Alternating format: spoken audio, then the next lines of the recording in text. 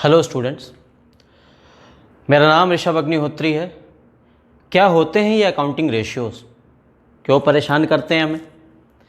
यही सारी चीज़ें हम इस चैप्टर में समझेंगे जिसका नाम है अकाउंटिंग रेशियोज़। कई लोगों को ये चैप्टर समझने में बड़ी तकलीफ़ होती है, पर यकीन मानिए अगर आप मेरे साथ जुड़े हैं, मेरे साथ पढ़ते हैं, धीरे धीरे करके सॉल्व करते चलते हैं, तो वो कहावत हम सच कर निकलेंगे, वो सच करके दिखा देंगे। वो कहावत है, आपने सुनी होगी, slow and steady wins the race. तो बस कुछ इसी तरीके से हम थोड़ी थोड़ी मेहनत करके आगे बढ़ते जाएंगे और अपने लक्ष्य की प्राप्ति कर लेंगे। आज ये क्लास केंद्रित है अकाउंटिंग रेशियोज़ के इंट्रोडक्शन पे। क्या होते हैं अकाउंटिंग रेशियोज़, इसकी बात करूँगा और आगे की क्लासेस हम धीरे धीरे बढ़ाएंगे।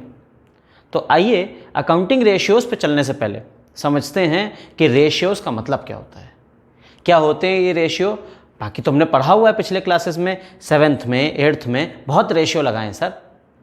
लेकिन अब समझिए कि रेशियो की डेफिनेशन जो हम भूल रहे हैं उसको भी याद करते चलें, एक बार रिवाइज करते चले। तो चलिए अकाउंटिंग रेशियो से पहले रेशियो की डेफिनेशन एक बार याद कर लेते हैं। Ratio, it is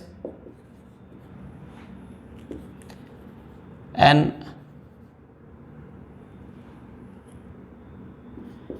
arithmetical expression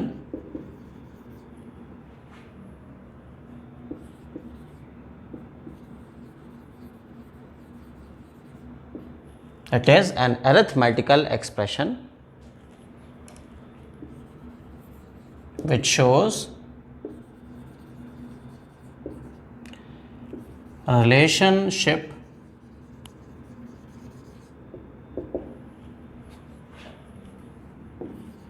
between two interdependent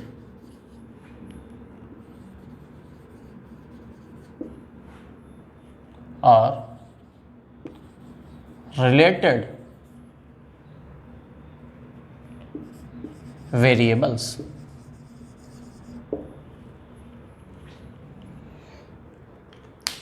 relationship बताता है दो टर्म्स, दो वेरिएबल्स के बीच के रिलेशनशिप।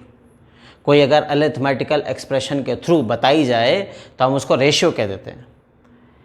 जो लोग बहुत कठिनाई से समझ पाते हैं मैथ्स को, उसको इतना समझ लेना उस बच्चे को कि रिलेशनशिप, दो चीज़ों के बीच में रिलेशनशिप कैसा है वो हम बताते हैं। दो वेरिएबल्स, दो टर्म्स के बीच में रिलेशनशिप कैसा है, ये रेशियो के मार्फत पता करते हैं। अब बात आती है मुख्य बात बुक चैप्टर की कि अकाउंटिंग रेशियो क्या है। आइए उस पर आता हूं।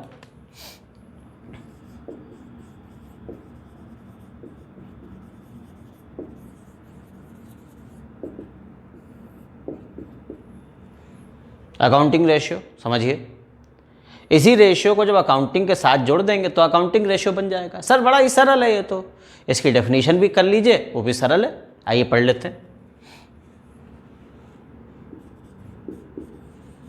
When these ratios are used to understand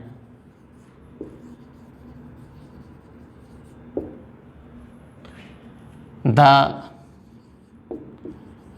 relationship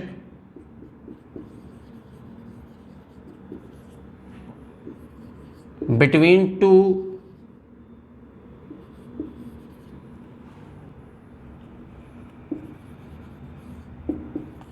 accounting variables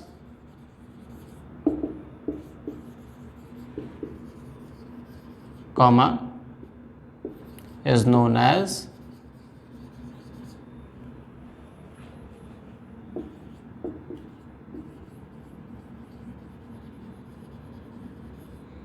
accounting ratios.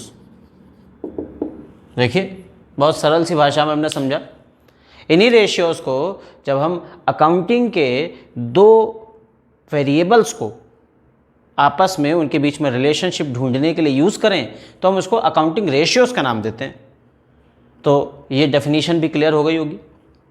अब मैं आपको लेकर चल रहा हूँ अगली चीज़ पे कैसे हम दिखाएंगे रेशियोज़ को, किस तरीके से दिखाया जाता है, किस तरीके से हम इसको यूज़ करेंगे रेशियोज़ को, ये भी समझते चले। ठीक, how we are going to express these ratios. मैं यहाँ लिखने जा रहा हूँ expressing accounting ratios.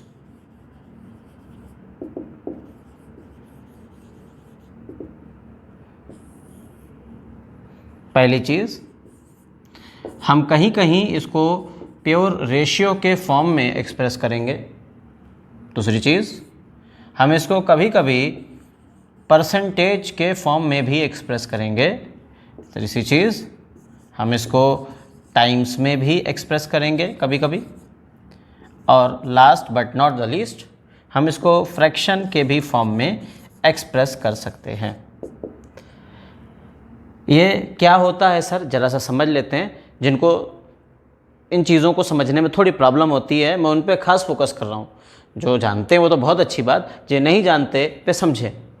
Pure ratio में हम बात करते हैं तो आपने देखा होगा, अगर मान लीजिए मैंने टर्म लिखा है 10,000 अपॉन 5,000, तो ये 3 जीरो से कैंसिल हो गया, 3 जीरो, और 5 1 ज़ा 5, 5 2 ज़ा 10।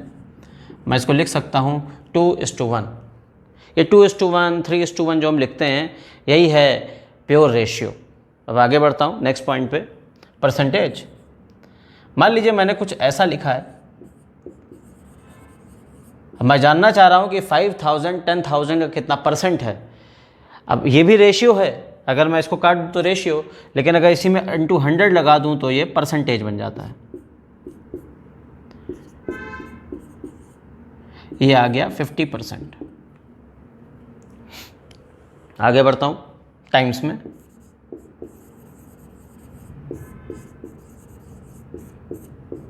फाइव 1 ज़ा 5, 5 2 ज़ा 10। देखिए ज़रा, यहाँ पर भी यही कुछ था, यहाँ पर भी यही कुछ है, पहले वाले में भी यही किए, यहाँ पर भी यही किए, लेकिन देखिए बताने का तरीका बदल जाएगा। बताने की बात का तरीका बदल जाएगा। मैं इसको 2:1 ना लिख के इस बार क्या लिखूँगा, ये 2:1 लिखा था, ये प्योर रेशियो फॉर्म था, ये तरीका था लिखने का। मैं इसको ऐसे ना लिख के ऐसे लिख रहा हूँ, 2 टाइम्स, ठीक, 3 टाइम्स, 5 टाइम्स, 2 टाइम्स। कोई चीज़ किसी चीज़ के कितने टाइम्स है, ऐसा जानने की कोशिश कुछ रेशियोज़ में करेंगे। मैंने कुछ रेशियो के आंसर मैं ऐसे दूंगा, कुछ रेशियोज़ के ऐसे देंगे हम लोग, कुछ रेशियोज़ के ऐसे देंगे, और आखिरी कुछ रेशियोज़ के कुछ ऐसे भी देंगे। जैसे मैं लिखने जा रहा हूँ 5 1 ज़ा 5, 5 2 ज़ा 10। ये हो गया fraction form, numerator upon denominator form. तो इस तरीके से अलग अलग तरीक़ों से हम, जैसा रेशियो का क्वेश्चन कहेगा या जैसी डिमांड करेगा वो वैसा करेंगे। अब ये कैसे डिमांड कब करेगा, कहाँ टाइम्स में लिखना है, कहाँ परसेंटेज में लिखना है, कहाँ सर प्योर रेशियो फॉर्म में देना है, इसकी बात हम धीरे धीरे आगे चैप्टर में करेंगे। अभी इसकी ज़रूरत नहीं है, बस एक शॉर्ट में समझ लिया कि कैसे कैसे हम आंसर देने वाले हैं, तरीका समझ रहे हैं, अपनी बुनियाद, अपनी बेस को स्ट्रॉन्ग बना रहे हैं शुरुआत में। ठीक, आगे बढ़ते हैं। एक चीज़ जो बहुत इम्पॉर्टेंट है वो ये चीज़ कि इस किताब में जो आप पढ़ रहे हैं इस साल क्लास 12th की, फाइनेंशियल स्टेटमेंट एनालिसिस या एनालिसिस ऑफ फाइनेंशियल स्टेटमेंट्स नाम से किताब है आपकी। और इस किताब में कुछ चैप्टर्स हैं, जैसे पहला chapter financial statements of a company. ये financial statements of a company इस साल जो हम सीखे हैं वो कंपनीज़ एक्ट 2013 के हिसाब से बनाना सीखे। Schedule 3 part 1, schedule 3 part 2। Schedule 3 part 1 ने बात करी थी बैलेंस शीट कैसे बनानी है, और शेड्यूल 3 पार्ट 2 ने बात करी statement of profit and loss कैसे बनाना है। खैर, ये तो बात हो गई जो इस साल पढ़ा। एक चीज़ जो पिछले साल पढ़ के आए, ज़रा वहाँ पर भी आपको ले चलना चाहता हूँ। फाइनेंशियल स्टेटमेंट एनालिसिस आपसे कोई अलग टॉपिक नहीं है, आप पिछले साल इसको पढ़ चुके हैं क्लास 11th में। आप याद करिए, जब आपने अकाउंटिंग की डेफिनेशन पढ़ी होगी, अकाउंटिंग क्या है पढ़ा होगा, तो उसमें आपने पढ़ा होगा कि सबसे पहले हम रिकॉर्ड करते हैं, फिर क्लासीफाई करते हैं, फिर उसके बाद समराइज़ करते हैं, और उसके बाद क्या करते हैं, याद करिए तो।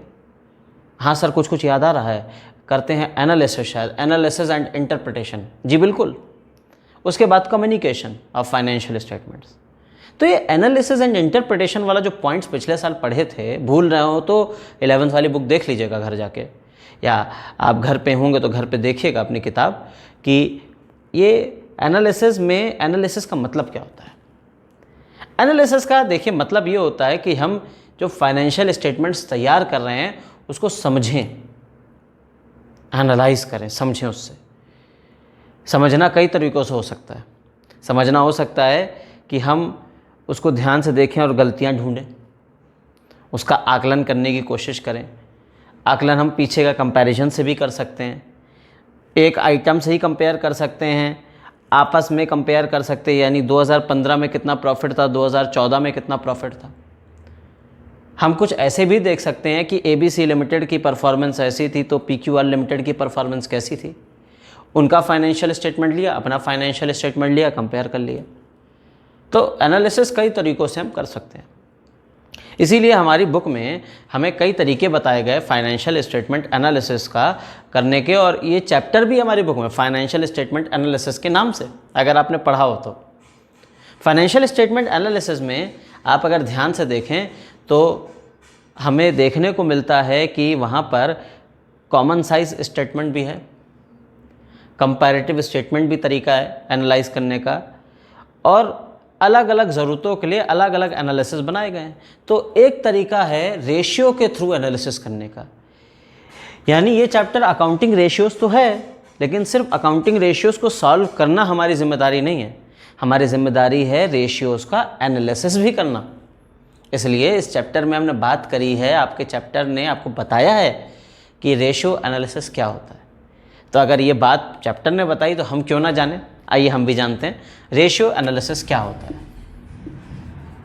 रेशियो एनालिसिस बहुत आराम से समझेंगे, एक एक पॉइंट को बहुत आराम से और धीरे धीरे। देखिए रेशियो एनालिसिस क्या होता है, इसको समझते हैं। When we use accounting ratios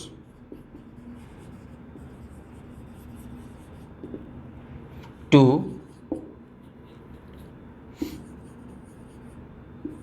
analyze the financial statements, comma,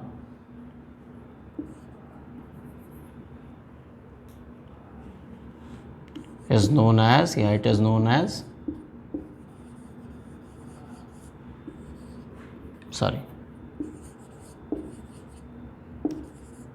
ratio analysis. Financial statements को एनालाइज करने के लिए जब इन्हीं अकाउंटिंग रेशियोज़ की हेल्प लेने लग जाए तो समझिए कि हम रेशियो एनालिसिस कर रहे हैं। रेशियो की मदद से अकाउंटिंग इन्फॉर्मेशन का एनालिसिस ही रेशियो एनालिसिस कहलाता है बच्चों। तो ये जो वीडियो अभी मैंने बनाई ये रेशियो एनालिसिस के ऊपर है। रेशियो एनालिसिस क्या, यहाँ तक मुझे आपको पहुँचाना था इस वीडियो में।